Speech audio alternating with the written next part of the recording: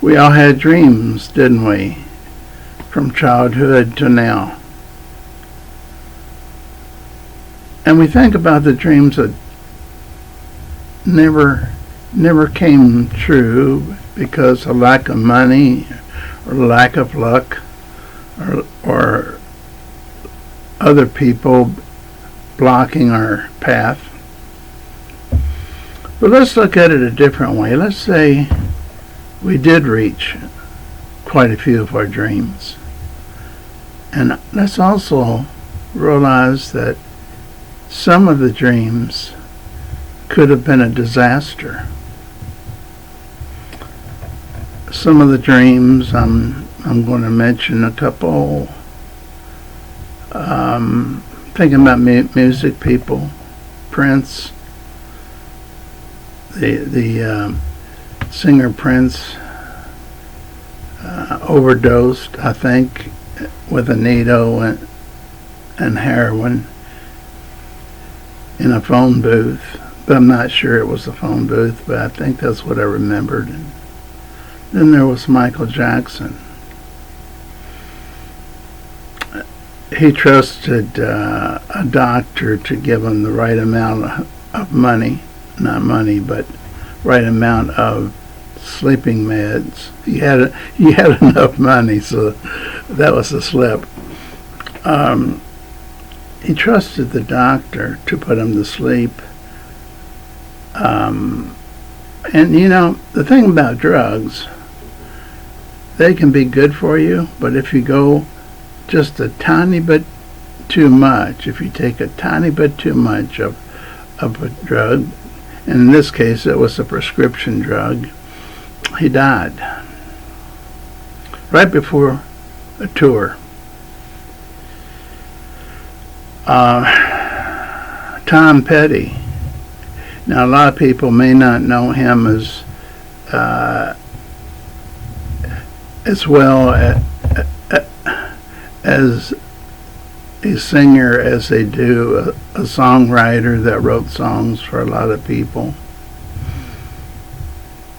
But his fame got so great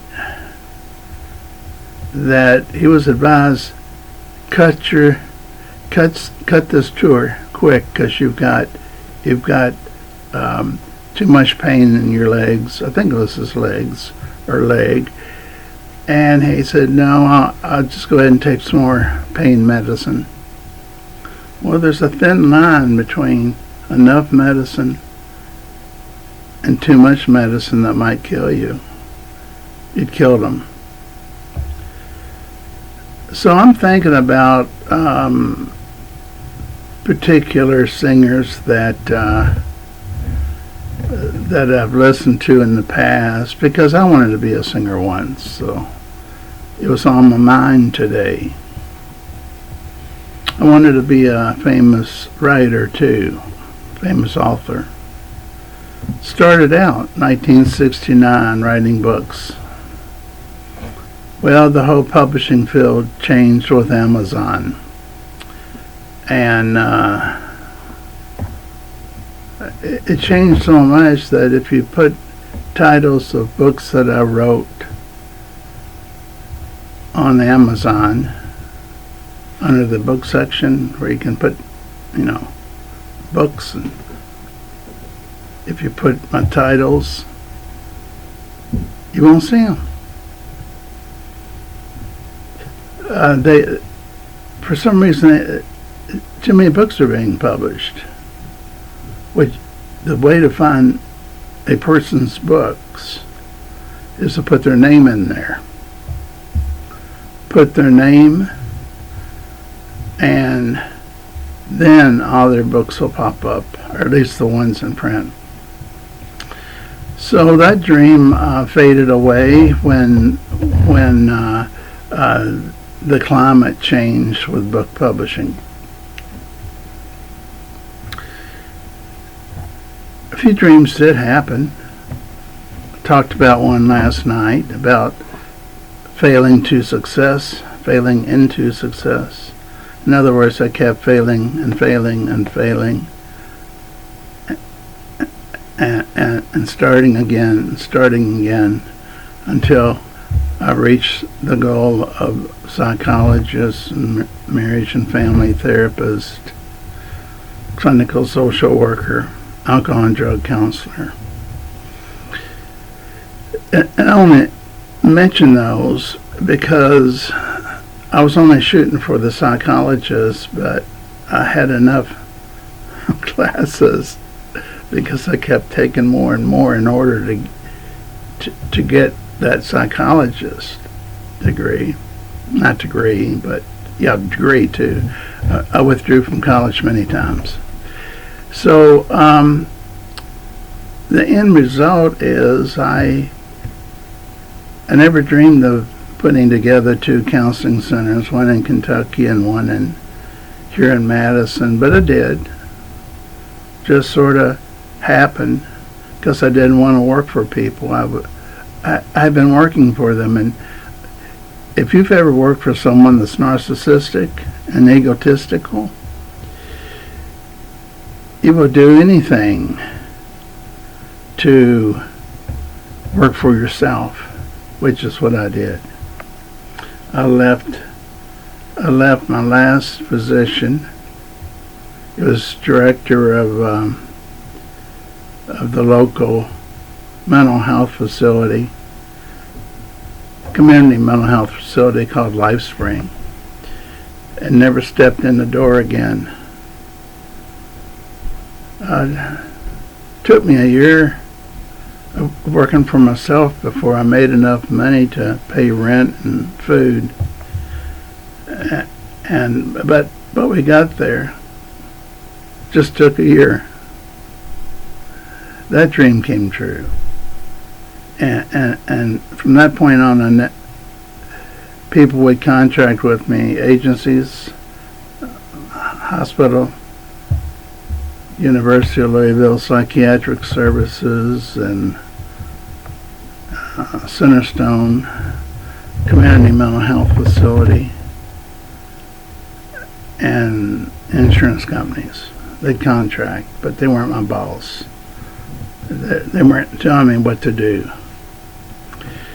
So I was my own decider of the advice I offered people, and hopefully some of the people that I saw over the years, many years, hopefully many of them worked out better than before they came to see me. So I've named just a couple things that worked out,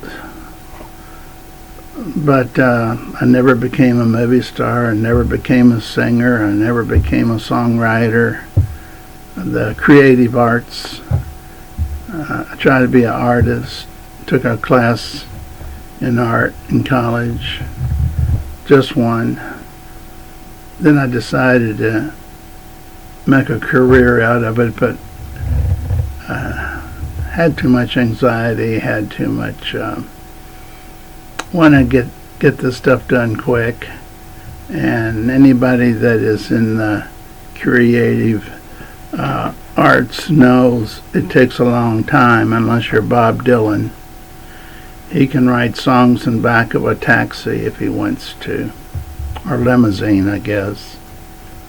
He asked Leonard Cohen. Leonard Cohen's my favorite singer. They were good friends. He said, Leonard, I think they were riding in the limousine together. He said, Leonard, how long does it take you to write a song? He says, well, sometimes 5 years. Sometimes I'm still working on it. The song Hallelujah was rewritten around 60 to 80 times. Now you've heard Hallelujah by him, done by many different singers, most likely. And Leonard says to Bob Dylan, so how long does it take you to write a song? Bob Dylan says, well, on a good day, I can write one, or even two or three, in an hour.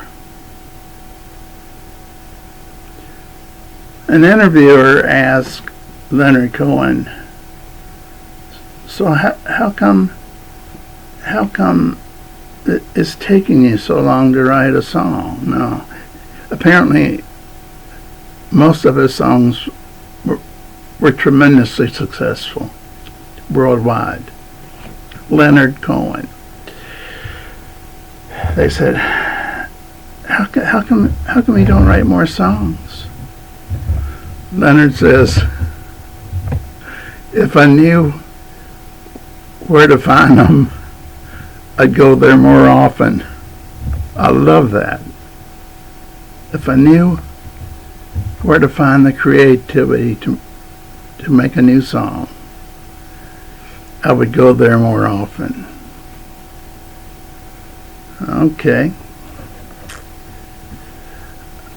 I thought that was a good answer. But if you look Leonard Cohen up on YouTube, you will not see that he only has 2 or 3 songs. Probably 100 you'll see real fast that you may even recognize. I saw him in Louisville at the Palace Theater, 4-hour concert. How about that one? 13 people in the orchestra. Well, I call it an orchestra. There were singers, dancers, any kind of instrument you can think of. If you want to have a good time for an hour or 4 hours on YouTube, look up Leonard Cohen in London. He made a comeback after he lost all of his money. About 65 years old when he made his comeback. So do you think you're too old to reach your dream? Well, the reason why he had that choice and did it is because his manager, while he was out of town, he trusted this lady manager, and she stole all of his money. And when he came back out, his hoped to be retired at 65. Wouldn't you think that you would still want your money left and not stolen? Well, he recorded. Everybody was waiting for a new song, album or CD, and I remember being in a Borders bookstore. I looked at Leonard Cohen, where his CDs were, and I saw one brand new called, talking about a creative title, 10 New Songs. 10 New Songs. With a pretty plain cover. He made it at his home with the help of Sharon Robinson. The two of them got together early in the morning before the noise of the traffic, because this was, I think, in Hollywood, where he had his second home, and I think they recorded it before there was too much traffic, so it wouldn't be on the CD.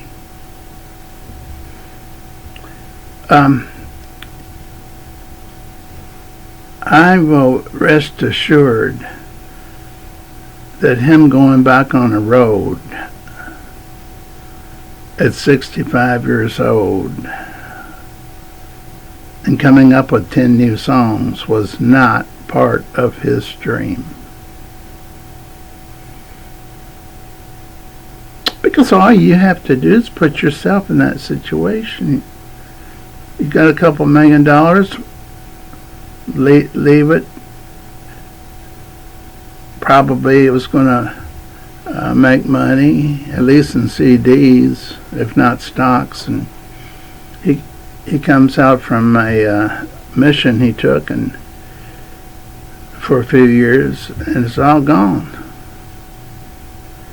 So he and this lady comes out with 10 new songs, and they became a hit all over the world. Now, I'm not saying every single country. I'm just saying, just take a brush and you'll hit most of the countries. Then when he, not long afterwards, he decided to maybe get most of his top songs and make a 4-hour concert and call it, well, in this case, Leonard Cohen in London. And if you don't do anything else today but you like music, put that in YouTube. And you can either see the whole concert, about 4 hours, or you can pick certain songs. They'll usually be the title and then mention in London. And after you listen to him, if you haven't listened to him before, you'll thank me later. So, I'm not sure that his dreams came true either. He suffered a lot from back problems as he was dying. And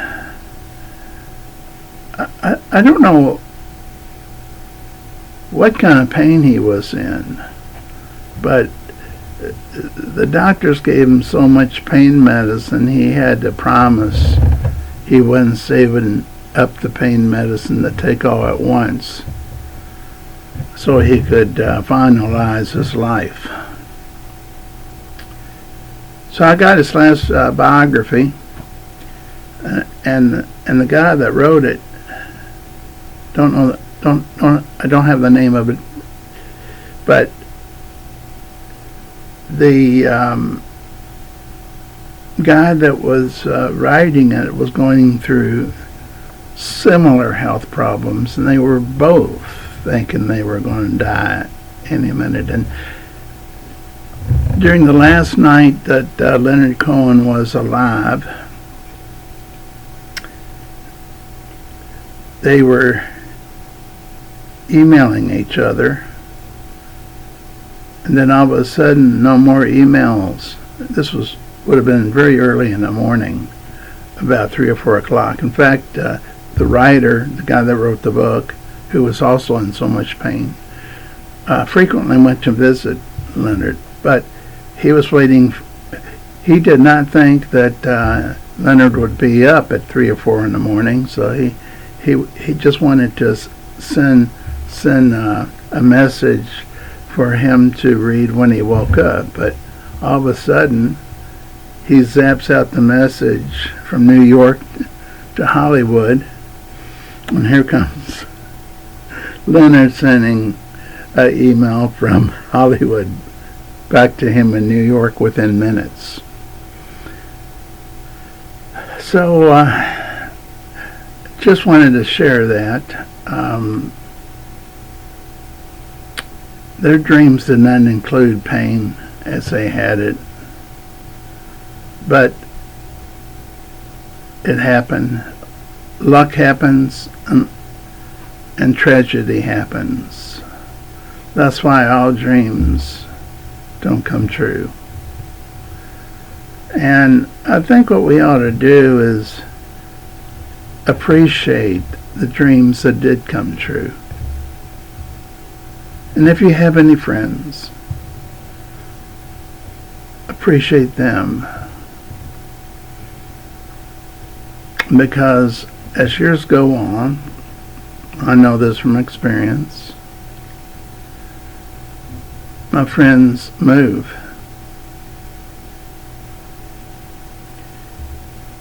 More moved than left other ways. So I kid around and even thought about making a video about what it's like to be a hermit, because I don't.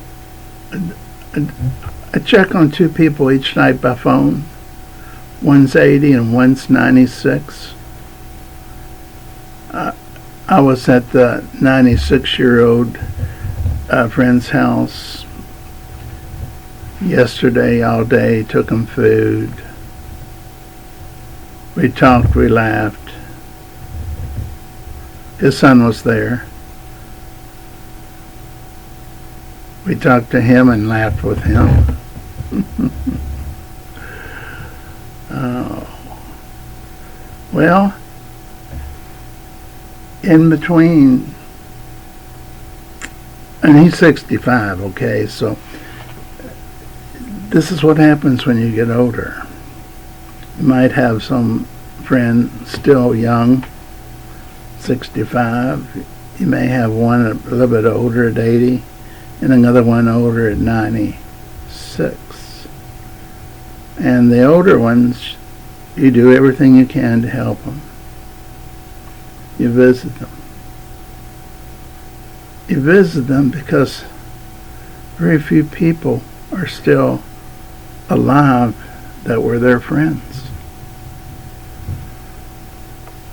Or else nobody would visit them. I call them every night. Or perhaps nobody would call them.